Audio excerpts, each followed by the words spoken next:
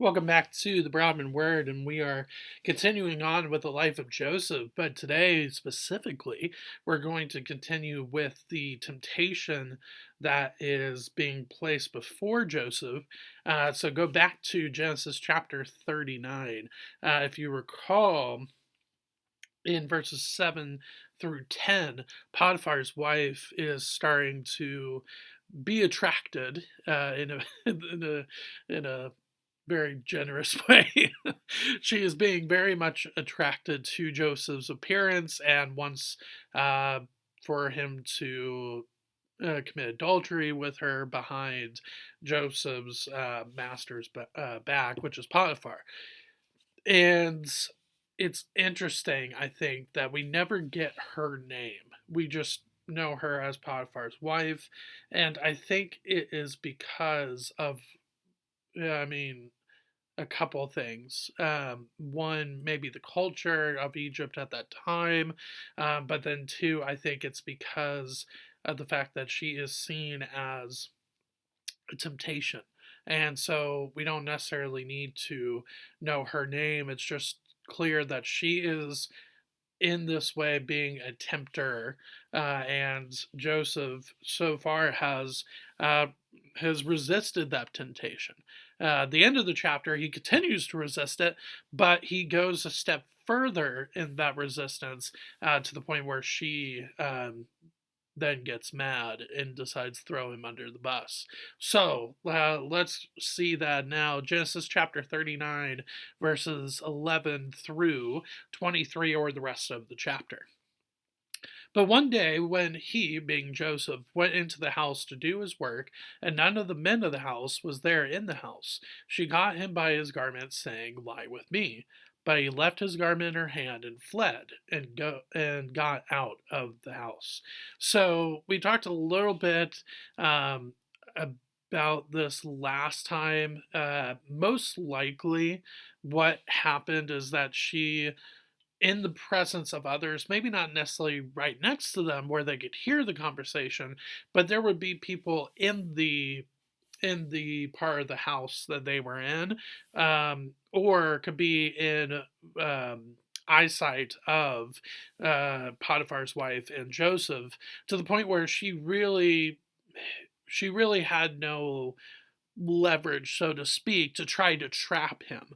But this time she waits, and she waits for a day that is specifically mentioned where he goes to do his work. Again, diligent and hard work ethic continues with Joseph. But this time, none of the men of the house were there in the house. And so basically, there is no visual eyewitness for what is about to happen. And I think Potiphar's wife sees that. She sees that as an opportunity and then takes the next step forward. And this time, instead of just speaking to him, she physically touches not his person, but his clothing.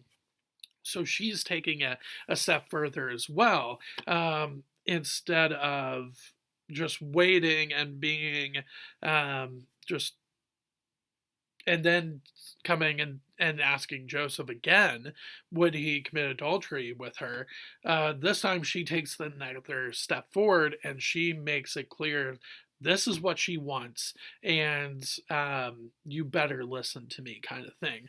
And so she says again, and it's not even a question, it is lie with me, it is a command. Whereas before, yes, there is a command there too, but you almost wonder, with her having the hand on his garment, on his clothes, and then this command having a little bit more intensity behind it. But instead, he leaves his garment in her hand and fled and got out of the house. So there's a couple ways to interpret this. The garment part. We'll get to the fleeing here in a second, but when it comes to the garment part, there's a couple ways to understand this. So there's a couple interpretations to this. One is that the garment could be just a very minimal clothing to when you take it off, you are completely nude. It's possible that that could be the case. So Joseph is running away nude, but I think more so it's probably an outer garment. Possibly a tunic. It's most likely an outer garment that he takes off, leaves in her hands, and then only has his undergarments on. I think that's most likely the case. Is it possible that he had nothing on? Maybe, but I think it's more of an outer garment that's being shed. But the thing that I want to really point out in this passage is fleeing from temptation. So you see this obviously literally with Joseph, right? Because we talk so much about his character and his work ethic in the first part of chapter 39. It's still true here in the second part, but we see that character being specifically seen in the fleeing from temptation. And don't get me wrong, it is so much easier said than to actually do this because temptation is often so enticing. But it is important that we do so.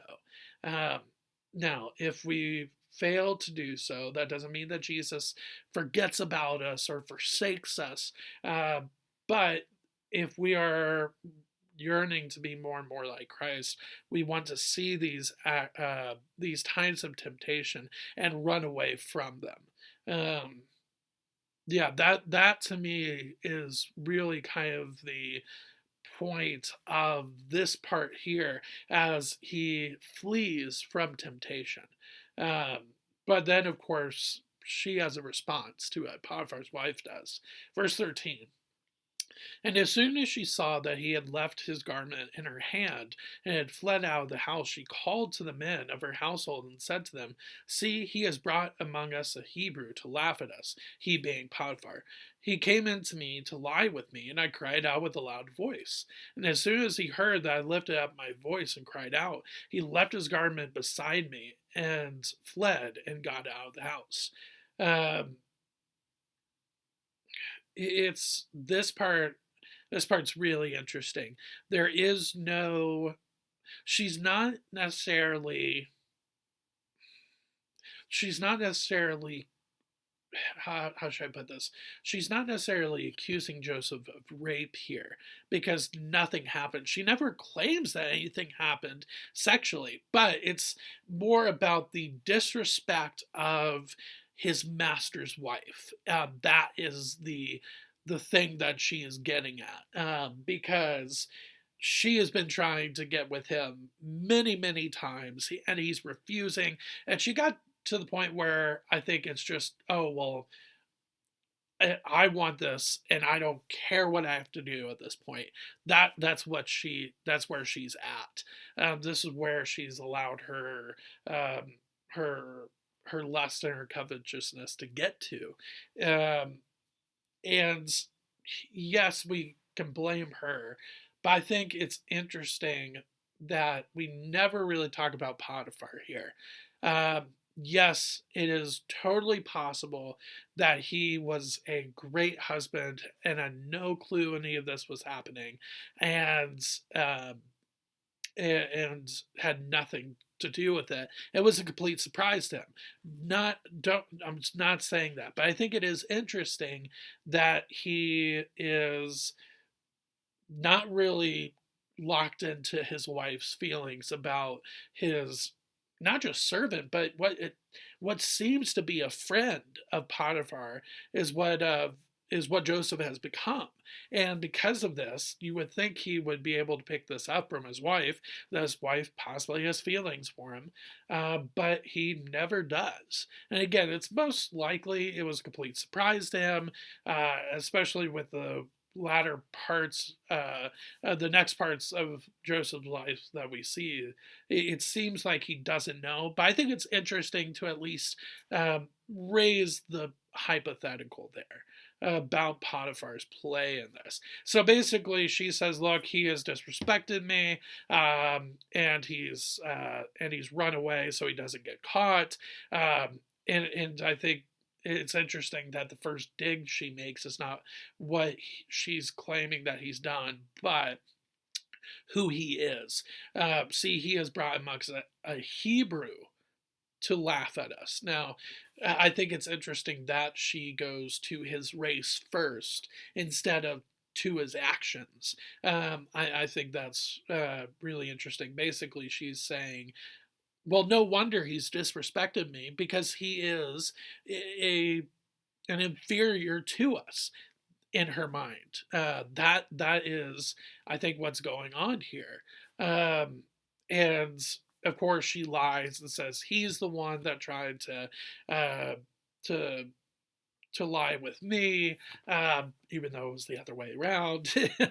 And then I cried out with a loud voice, but yet it never says that she cries out with a loud voice. It says she called to the men of her household in verse 14, but called could just mean guards, or it could be guards. So it's possible she cried out, but the fact that she's called out, I don't know. It's interesting there that it could be another set of lies there with her response to supposedly the Joseph's actions. Um, and as soon as he heard that I lifted up my voice and cried out, then he left. Well, that's not what happened at all. She never cried out or called, possibly, until after he left. And so the levels of lie here just is is getting out of hand. But the problem, as we mentioned earlier, nobody's in the house. And so it's just a he said, she said moment. And sadly, because of that, um, Joseph gets in trouble, as we see. Verse 19. As soon as his master heard, the master being Potiphar, heard the words that his wife spoke to him, this is the way your servant treated me. His anger was kindled. So, in let's say this. So most likely, again, he probably had nothing to do with this. It was a complete surprise.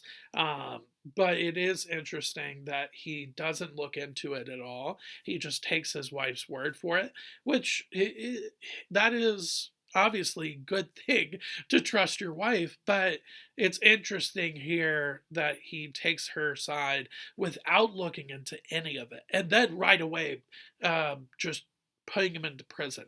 Verse 20. And Joseph's master Potiphar took him and put him into the prison, the place where the king's prisoners were confined, and he was there in prison. So not only is he in like just a random prison, he is kind of like in a um, oh, how should I describe it?